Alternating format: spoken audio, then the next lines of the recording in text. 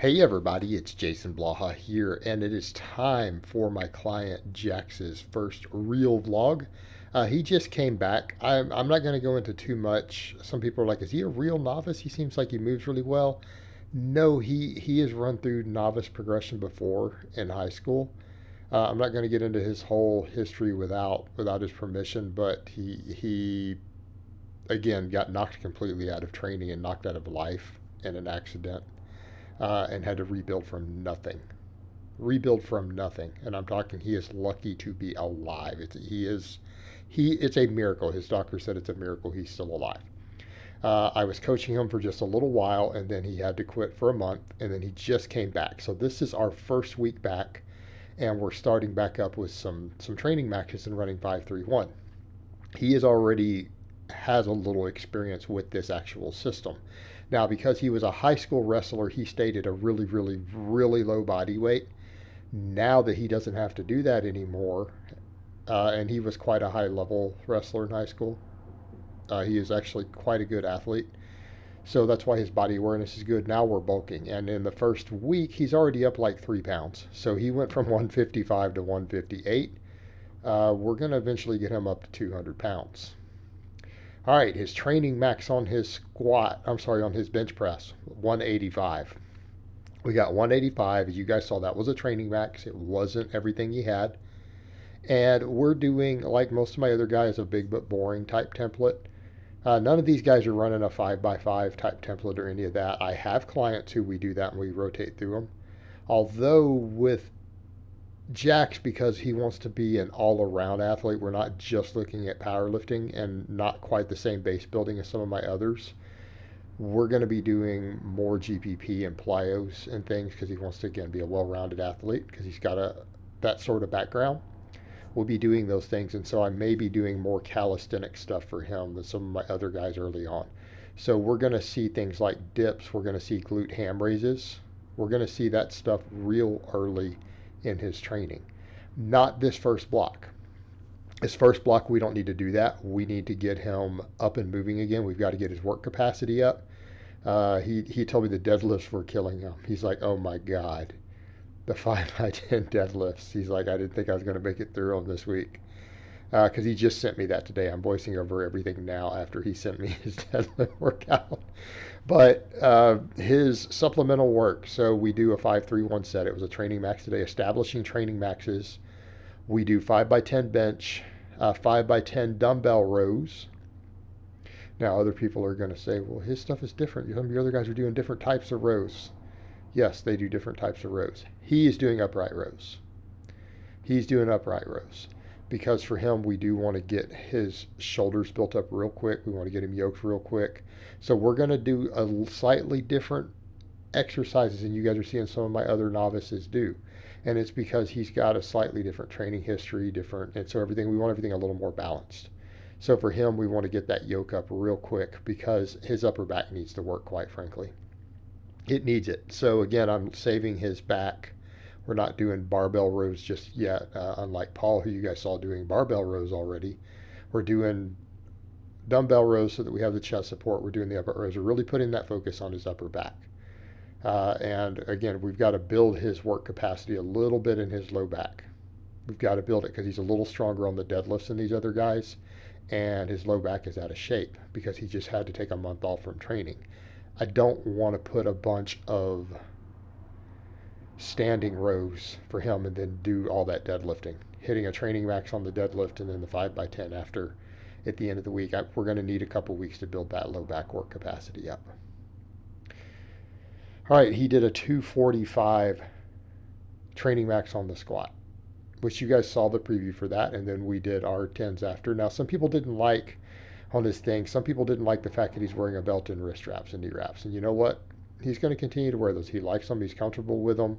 His form is fine. If that's what he wants to wear, I'm okay with it because we're going to be doing a lot of volume for him and a lot of GPP. If he wants to avoid any wrist inflammation, we're fine with that. Okay? We're fine with that. If they make him more comfortable, I'm not worried about it. I don't mind a belt and wrist wraps. I don't mind a belt ever for my novices for their big lifts. If they want to wear a belt from day one, we're good.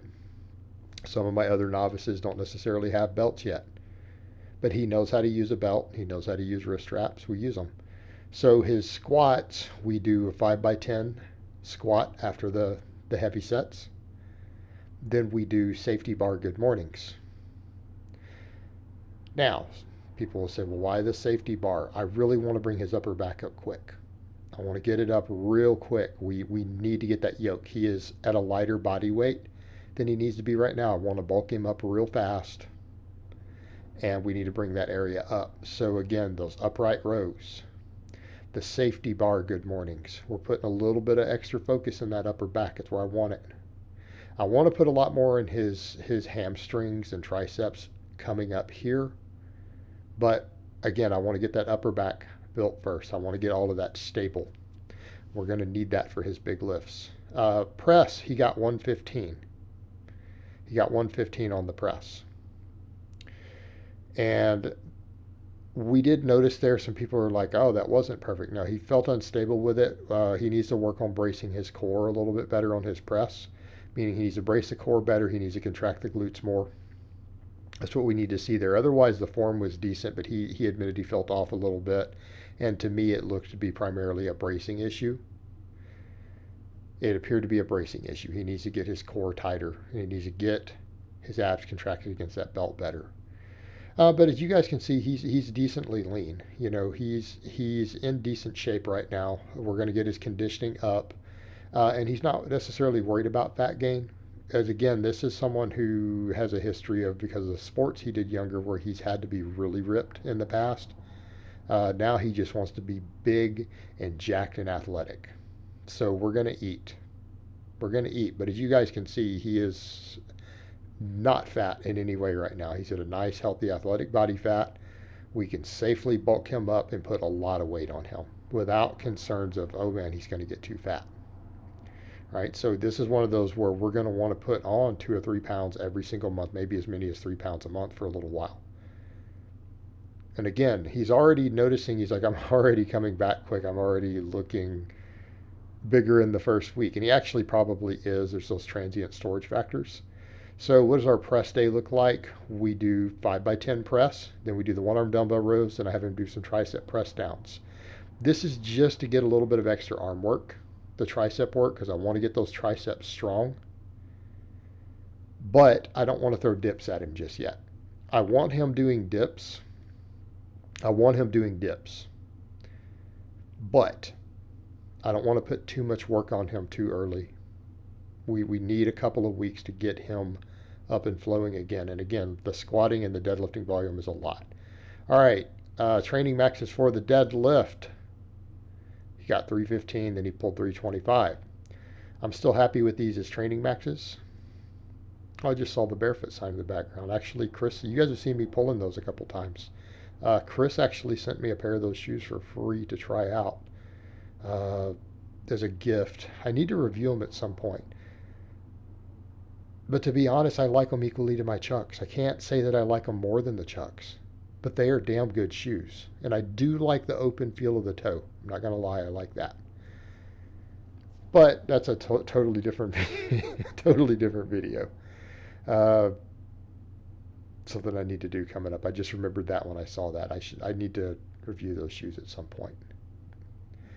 I was not given an obligation to review them. They were just sent as a gift. But his deadlifts, he was like, man, these are hard. He's like, after the third set, I didn't want to go. He had also said, wait, can I strap for these? I'm like, no. A well-rounded athlete needs a strong grip. And if you need to mix it, because he likes to pull hook grip. He's already learned that early on. I'm like, no, mix grip it then. So if you don't want to destroy your thumbs, let's mix grip and get it done. But I think that was set 4 is the one that I put up. So if you guys notice, he had to let go and finish. And again, 5x10 on deadlifts is no joke. And anyone who's ever done it knows that. We don't do a lot of stuff on his deadlift day. He just does the safety bar good mornings again, and then we do ab work. And I don't think we got footage this week. We'll get some up eventually. I have him do hanging leg raises, which you guys have seen me do. I do toe to bars. Again, one of my favorite ab exercises. It's what I have him do.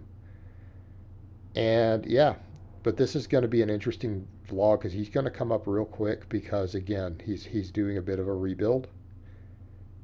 He's doing a bit of a rebuild. He's almost not really a true novice because of that. And he's going to bulk hard.